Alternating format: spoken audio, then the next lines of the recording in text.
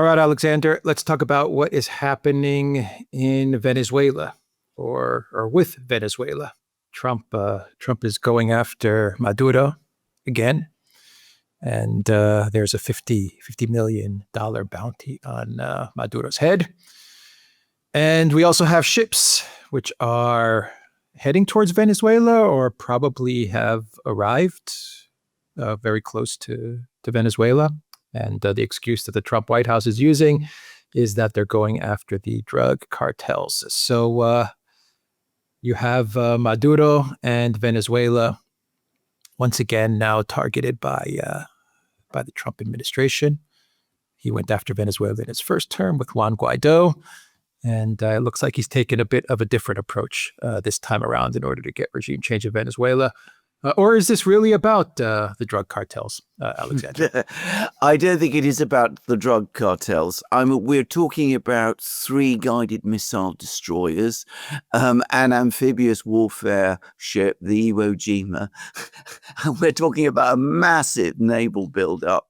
You don't actually use this kind of show of force against, conventional drug smugglers and all of that kind of thing. You use Coast Guard, you use other types of aircraft. This is a military naval force.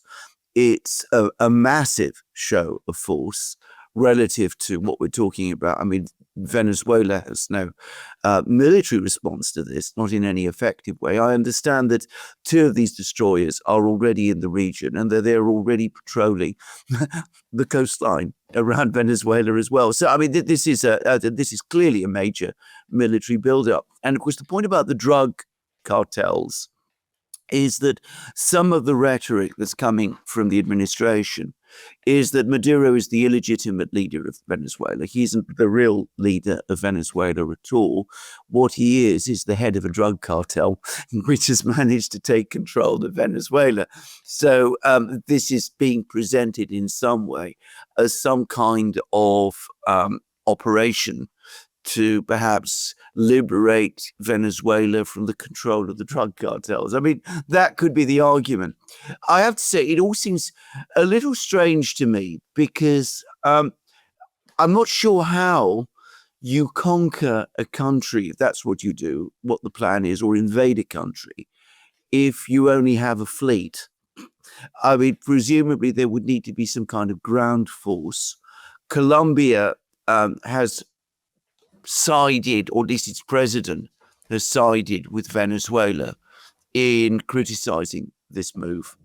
Unless there is some support within Venezuela, unless the Trump administration, the Trump White House, is coordinating with someone inside Venezuela, someone in the military maybe, which is possible, we just don't know, then, as I said, this is a huge show of force and a very threatening deployment.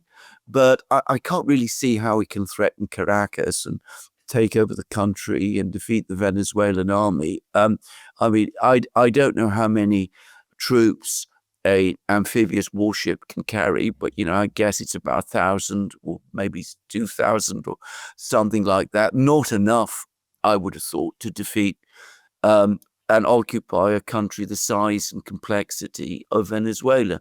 But anyway, this is clearly targeting Maduro in some way.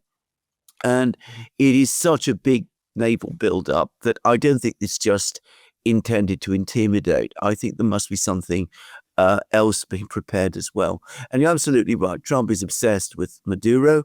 And of course, Marco Rubio, his Secretary of State, is obsessed with Maduro also.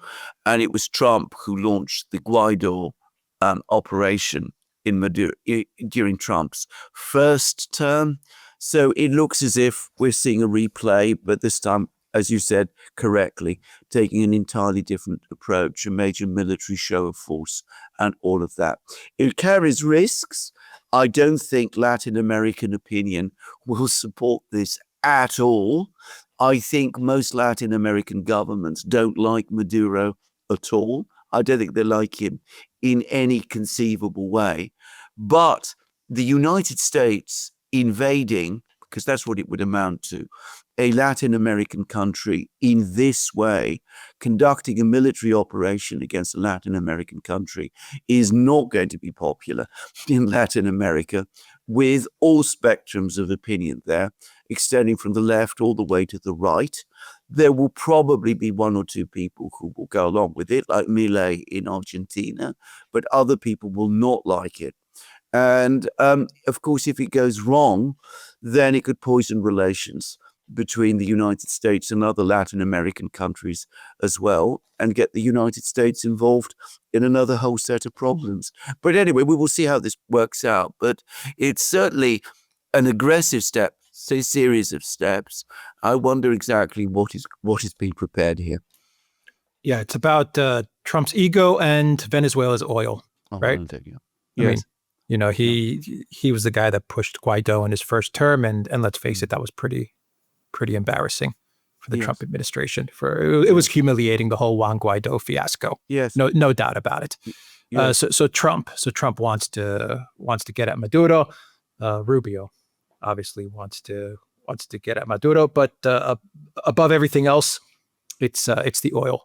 They Absolutely. want the oil. Yeah. Absolutely. I mean, I would make a few observations here. I mean, Venezuelan oil is apparently so heavy and thick, it's mostly tar.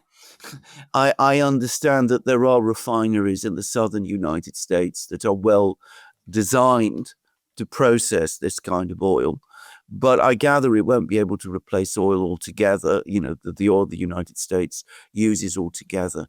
And the Venezuelan oil industry itself is now in pretty bad shape. So it would probably take some years to get it back together again, if that's what this is all about. I presume, like you said, that it is. I mean, otherwise it doesn't make a huge amount of sense, because I mean, you know, I doubt that, you know, if it takes 2 or 3 years, they'll probably say to themselves that it's worth doing anyway. We'll just see how it works. But, you know, this is an aggressive move. And clearly something is being prepared here. You don't move this number of ships, warships, to the coast of Venezuela in this kind of way without planning and intending something. But as I said, it will not go down well in South America. The Europeans, of course, will support it. Most of the rest of the world won't. But ultimately, what can the rest of the world do? Well, what can China and Russia do, or Nothing. BRICS for that matter? What can they do? Well, nothing. I mean, they've been very careful to keep Venezuela at arm's length. I mean, Venezuela has made many attempts to get into BRICS. The Chinese and the Russians have, Maduro came to the Kazan summit, for example, in Russia last year, but he was not granted BRICS membership or anything of that kind, because Venezuela is just too far away. I mean, it just isn't the sort of place that the Russians and the Chinese can intervene directly to try and stop whatever is being done by the Americans there. Brazil? So Brazil could. Lula, of course, doesn't like Maduro, and I mean there is that issue. But having said that, I don't think Lula would be happy about this. But would Brazil actively want to come to Maduro's defense? I don't think so. I mean, if we are talking about a Latin American country, which the Americans, the Trump administration might conceivably also want to invade, Cuba. Cuba has many friends. I mean, many real, sincere, deep friends, including in Europe, by the way, and in Canada, as we know. But I don't think Venezuela does, or at least not in the same way. So I think that the reality is, if there is a military confrontation between Venezuela and the US, Venezuela is mostly on its own. And I think people need to be realistic about this. You're basically saying that if the United States wants to get a regime change in Venezuela by use of force, yes, then they could achieve it. Well, I think they. Well, yeah. I mean, I say that, as I said. I mean, it depends what happens in Venezuela itself. I get the sense that there's been an economic stabilization over the last couple of years. So, you know, we're not looking at an economy that is in free fall in the way that it was. I get the sense also that Maduro does retain some support in Venezuela. I don't know how extensive it is. I am not there. Up to now, the Venezuelan military has held together and has supported Maduro. And there are some claims, and again, I can't verify these, that parts of it at least are well trained. And of course, they would be fighting inside their own country. So, it may not be a particularly straightforward operation. And to repeat again, this is a naval force. There does seem to be a shortage of ground troops to back this. So I'm not quite sure what the military plan is. But ultimately, obviously, if the United States prioritizes the overthrow of Venezuela's government and is prepared to invade the country and to overthrow the Maduro government and occupy Caracas and start doing those kind of things, the United States can do that, and Venezuela cannot prevent it. It can, if it remains united, defend itself up to a point, but it cannot defeat the United States. I mean, that is impractical. That is impossible. I mean, it would be controversial in Latin America. It would be controversial in the United States as well. I mean, some people, the Democrats in particular, would oppose it. I mean, they would be bound to oppose it. It would be unpopular in the global South, but if the United States is focused on doing it, like the invasion of Iraq in 2003, there is nobody realistically who could prevent it. Would the Democrats oppose it? Well, I don't know. Would they? Some people might. And Iraq wasn't. I mean, if it's going to be like Iraq, that's not a good sign for the United States, is it? No, it isn't. I mean, no, but I don't want to take this too far, because I mean, I don't know enough about the internal situation in Venezuela to know whether there would be the same kind of insurgency, and the dynamics are very different in Venezuela from the Middle East. But my simple point is this: the United States made a decision in 2002 that it was going to invade Iraq. Saddam Hussein's army was incapable of preventing stopping the Americans from reaching Baghdad. And the same is true, I believe, of Maduro's army as well. Maybe it can put on a good fight, but if the United States concentrates enough resources, it is still powerful enough to defeat Venezuela. And I mean, nobody, I think, not even Maduro himself, seriously doubts that. I mean, that is the reality. But to repeat again, there is a shortage of ground troops so far. So unless there is something going on inside Venezuela, which we don't know, contacts with Venezuelan military officers and generals, and that there's some kind of attack being prepared, and then there will be a coup happening alongside that. Which, I mean, there might be. I mean, it's the kind of thing the CIA used to do really well. Unless there is something like that being prepared, then I'm not quite sure what this military operation is intended to achieve, assuming that, of course, that is what we're going to see, rather than just a show of force. But this is too big a deployment to be just a show of force. That's all I'm saying. Yeah, it could be. It could be Trump's way of trying to put enough pressure on Maduro to try and get some sort of a regime change, or someone in the Maduro government, or the hierarchy, the military hierarchy, to make a move on Maduro. I mean, that's what it could be, to cause just internal chaos and strife. I think so. I mean, again, I would have thought if there was a plan to, as I said, send the American army into Caracas, then you would need far more troops deployed to the area than we are currently seeing. You probably, I mean, I'm not an expert on these matters, far from it, but I would presume also you would need some air power. You would need to deploy an aircraft carrier, and so far we haven't seen that. We've seen guided missile destroyers. So, missile strikes, certainly they can happen.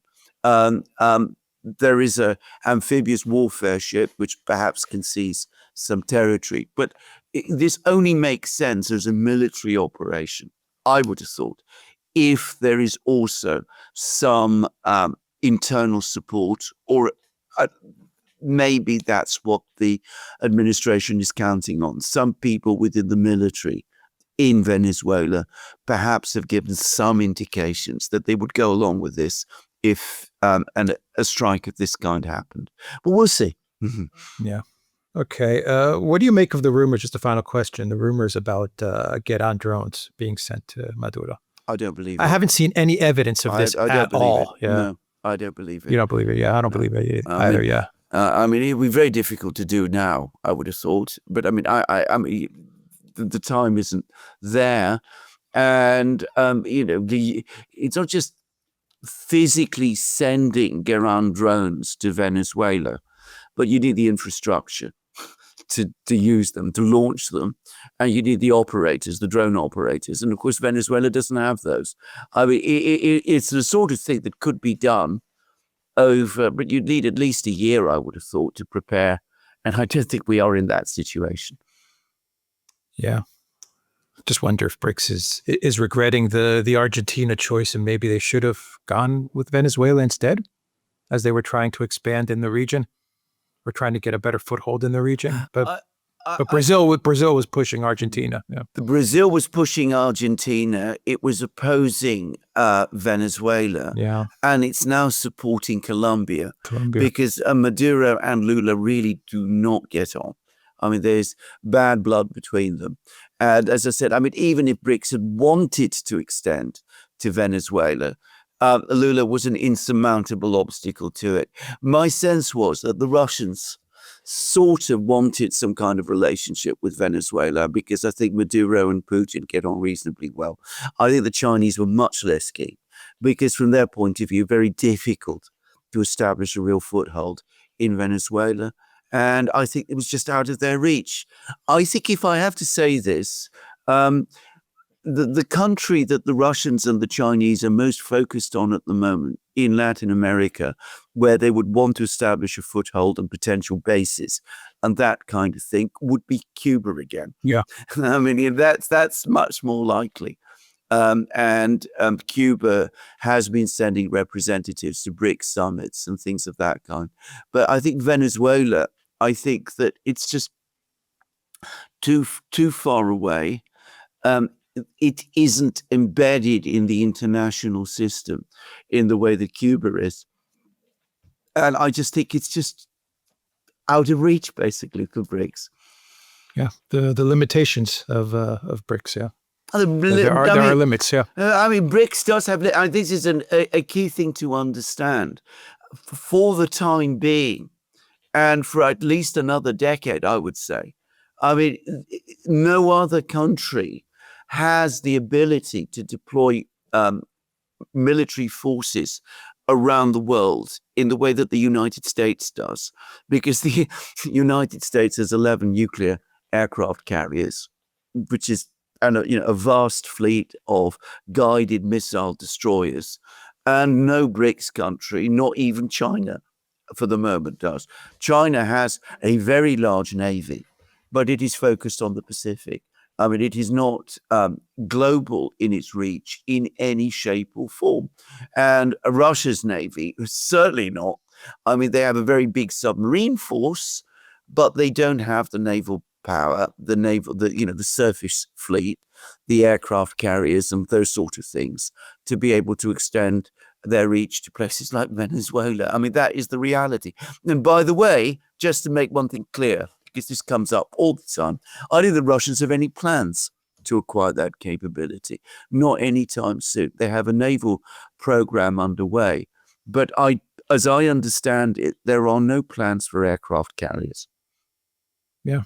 The BRICS countries, well, China and Russia are more about defending their position rather than projecting power. Exactly. I mean, their focus is Eurasia. I mean, it's China, the Central Asian states, one belt, one road, India, North, South, all of that. I mean, that is their core territory. They want to be strong there, and they are strong there, as we see in Ukraine and in Taiwan and all these other potential places, Korea as well. But Latin America is just beyond their reach. Yeah. Okay. We will end the video there. The Duran.locals.com. We're on Rumble and X and Telegram. And go to the Duran shop. Pick up some merch like what we are wearing in this video update. There is a link in the description box down below. Take care.